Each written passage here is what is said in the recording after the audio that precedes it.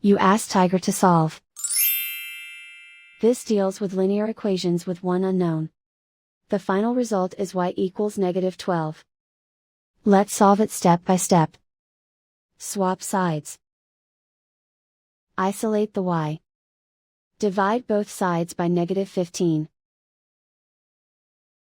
Cancel out the negatives.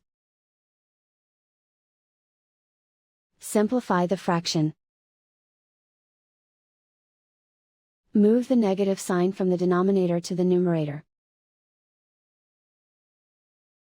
Find the greatest common factor of the numerator and denominator.